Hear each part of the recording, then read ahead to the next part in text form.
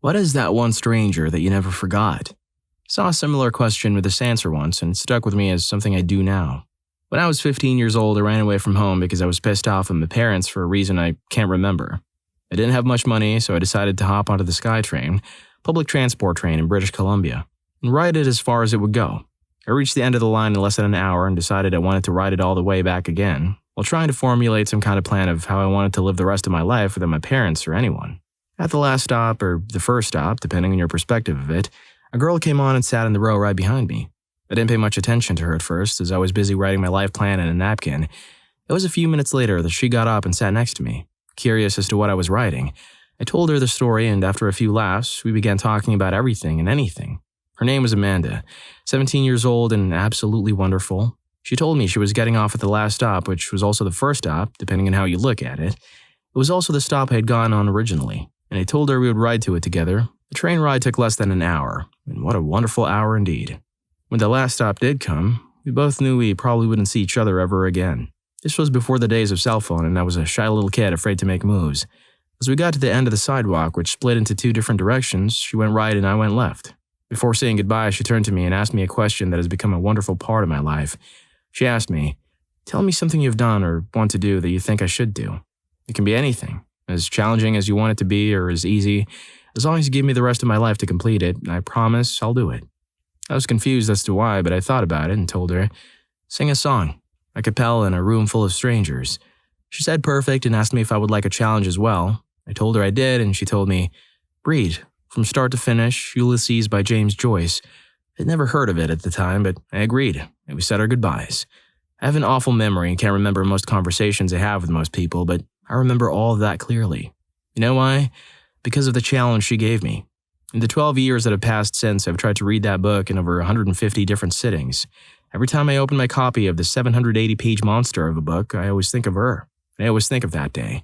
I've never been sure if it was her intent or not, but she left her lasting memory on me with that challenge. I soon after learned what she did was a completely wonderful and amazing thing for me. So I decided to keep it going. I've met a lot of strangers in my life, some that have become friends and some due to living in different time zones and whatnot. I don't want to just have experiences and then let them go. I want to remember these meetings and embrace the fact that they happened. So whenever I leave someone who has left an amazing impact in my life, I always make sure to add them to my Ulysses bucket list. I ask them to give me a challenge, as difficult or as easy as they want it to be, and regardless of the fact that they have done it or not, simply something their heart has wanted to do. Some have been easy and fun. I met a man in India 9 years ago who told me to, for a week or a month, cook or buy twice as much food as I intend on eating, and give the other half to a stranger in need. I completed that mission 8 years ago. I thought about that man at the time we had all the way through. I met a girl on a cruise 6 years ago. They told me to jump into a body of water on a slightly cold day without touching or feeling the temperature of the water first. I did that the very same year. I met a couple at an outdoor music festival a few years ago that told me to wear the most bizarre outfit imaginable and walk through a public place, completely oblivious to the fact that you aren't looking normal. I did that task the very next day at the same festival. Some have been difficult, to say the least. 3 guys I met in Amsterdam and smoked all night with told me to go to a mall and give 10 strangers 10 presents. That one took a lot of courage, but I did it a year or so after I met them. It was nerve-wracking, but at the same time exhilarating leaving my comfort zone. A girl I met in a plane told me to skydive. I'm still in the process of getting that done. A couple I met in Cali on the beach told me to tell the 5 people I hated the most that I loved them and respected them. That one was very difficult because of my stubbornness, but I've come close to completing that list many times. Still in the process. 2 more people to go. And some things have had an everlasting impact on my daily life. I met a girl at a music festival who told me that whenever I get mad at someone, walk away, sing my happy song in my head for 5 minutes, go back to the person I'm mad at with a calm heart and mind, and work things out. I made this my way of life. I once met a man at a gym in a hotel I was staying at that told me, whenever your body and brain tells you that you are exhausted and done, use your heart instead and push out 2 more reps. I've made this my motto when working out or working on any kind of extenuating exercise in which my body demands me to quit. I also use it while working on anything and while studying. One of the best pieces of advice I've ever received. There are many others that each brought joy to my life. There are still many tasks I have yet to accomplish, and every time I think of these tasks, I think of the people that gave them to me. It amazes me how well I remember all these people. While I can't remember so many aspects of even yesterday, these experiences, not only do I take from them a mission or a challenge, I also take from them a memory of them that never fails to appear inside of my mind. I opened my Ulysses book for probably the 300th time yesterday and read a few pages, which prompted me to share this story with you today. I'm in the final 30 pages of the book, also known as the most dreaded of the read. In the last 40 pages or so, James Joyce doesn't use a single punctuation mark. No periods, no commas, no nothing. A straight 50-page run-on sentence.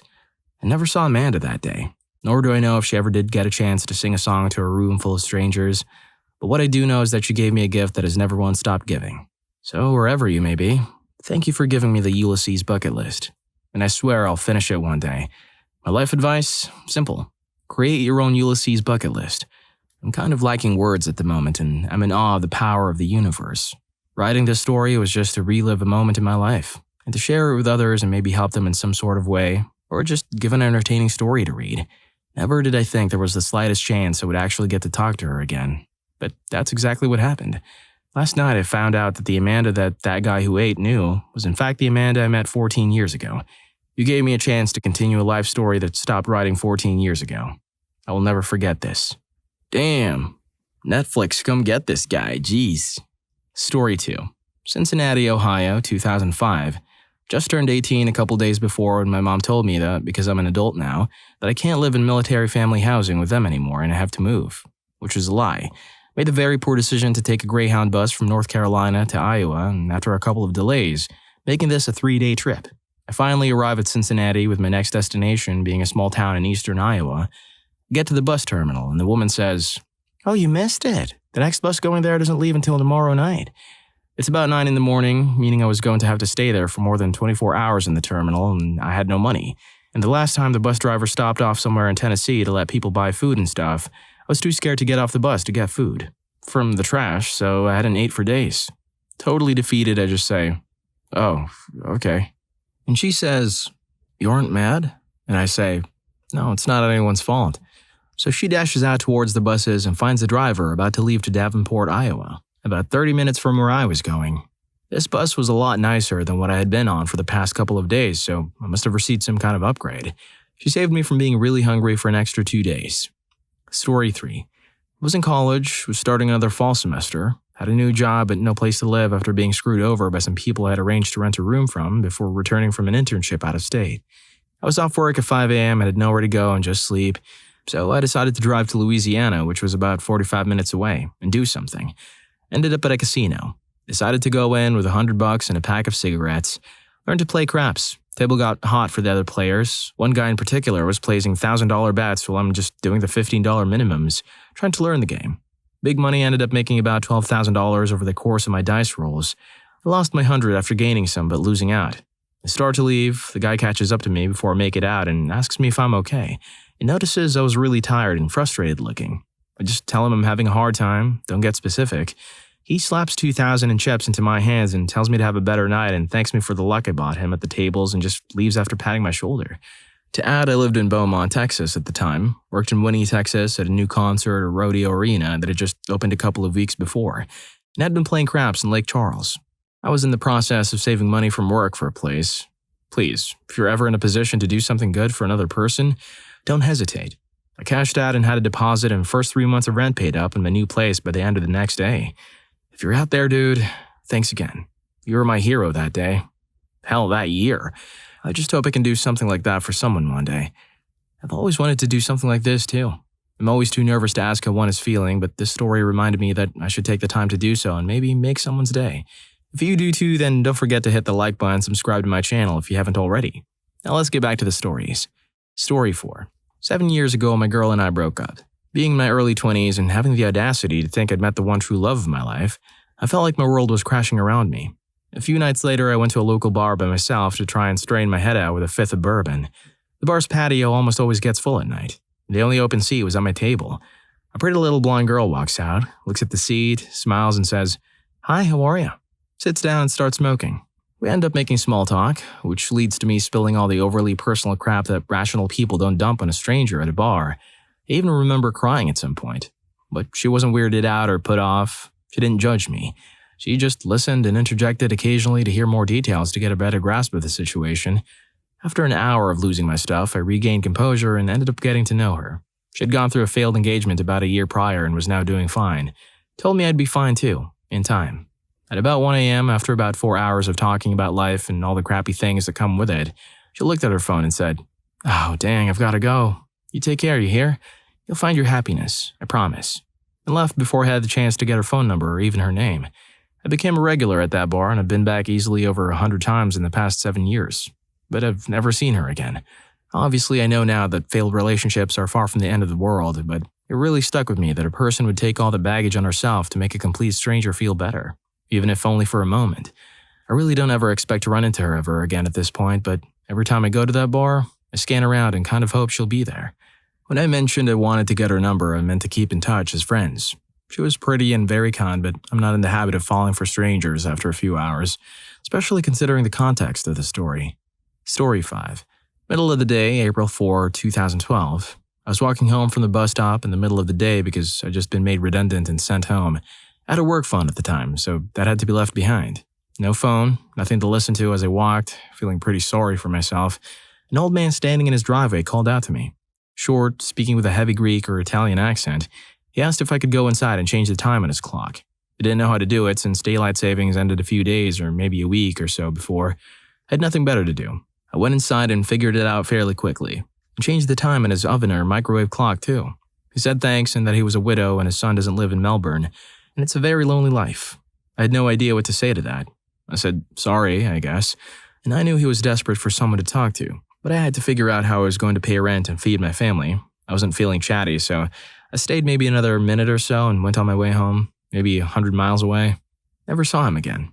The little red car that he owned was always parked in the driveway. Pretty sure he never drove it. It was always there, every time I walked or drove past. Maybe 9 months later, the little red car wasn't there anymore. Another month after that, the house was up for sale. Now there are 2 different cars parked in that driveway. Damn. R.I.P., old man. Story 6. A woman outside the grocery store looked distressed and hopeless. I was only there to pick up one thing I needed for a recipe, a sauce or seasoning or something. It's been a while. She was standing outside, groceries in hand, desperately trying to ask people for help. I'm a naturally paranoid person, and when she came up to me, that paranoia immediately struck. Initially, I was just going to make an excuse to get myself out of social interaction, but for some reason I stopped and listened to what she was asking. She was desperately trying to borrow someone's phone to call her sister, who was supposed to be there to pick her up, but she didn't have a car. Understandably, being alone outside a grocery store in the middle of nowhere with arms loaded with food that will spoil soon can be a bit of a modern-day horror story. When she asked me if she could borrow my phone, I was, again, paranoid as hell, but I pushed that down and ended up calling her sister for her, just to confirm it was a real number and let her leave a message. Even though her sister didn't pick up, the look of relief on her face was wonderful. She thanked me and I went into the store to get my Chipotle mayo or whatever the hell I was there for that day, and by the time I left the store, she was gone. Probably never going to forget her, simply because I know how it feels to be in that situation where things aren't going as they should, and everything just seems like it's catastrophically crashing down around you. Story 7. I've told the story before, but this is definitely someone I've never forgotten. When I was a kid, we didn't have a lot of money, so we often shopped at thrift stores. What I loved about that was you could get 10 books for $1. So I'd plant myself in front of the book section and make piles of which I wanted to get and then decide after I'd gone through them all. One day, an older lady saw me sitting with my piles and asked if I liked to read. I told her I did and showed her a few of the books I found that I liked. She smiled and then pulled $1 out of her purse, handed it to me, and said, "Promise me that you'll keep reading." I was so happy and immediately stood up and said that I would. She smiled and walked away, and I went back to my piles, able to pick out an extra 10 bucks to take home. It was just a small act of kindness for her, but for me, having a random stranger encourage my love of reading and making me promise to never stop definitely had a lot to do with my continued love of reading.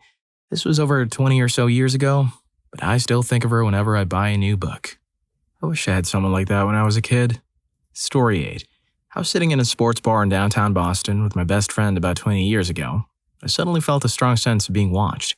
I looked up and what appeared to be a homeless man was standing across the street from the bar, staring at me through the windows. It sounds creepy, but for some reason I wasn't scared of him at all, and we locked eyes. He started walking towards the bar and we kind of stayed staring at each other. We kept our gaze as he walked into the bar and walked right up to me. My friend was kind of like, you know this guy? I didn't say a word. He just put his palm out and I instinctively put my palm on his. He ran his pointer finger up and down my palm and looked at it intently. He finally spoke and said, "You have a lot of anxiety about your future, but it's going to be all right. You won't be rich, but you'll be comfortable. You're going to have 2 kids and you won't be in Boston, but you'll still be close enough to your family. I know that's important to you. You're going to have a good life. Then he gently closed my hand, gave it a genuine squeeze, and walked out. 20 years later, I moved to NJ from Boston, have a husband and 2 kids, and I'm not rich, but comfortable. It was such a strange experience, but there was a peace that came over me when he spoke to me. For some reason, I believed him. I'm not sure if I subconsciously made what he said happen, but it was a weird yet comforting experience. Well, if you like these stories, here's more. YouTube thinks you're going to love this. Catch you in that video.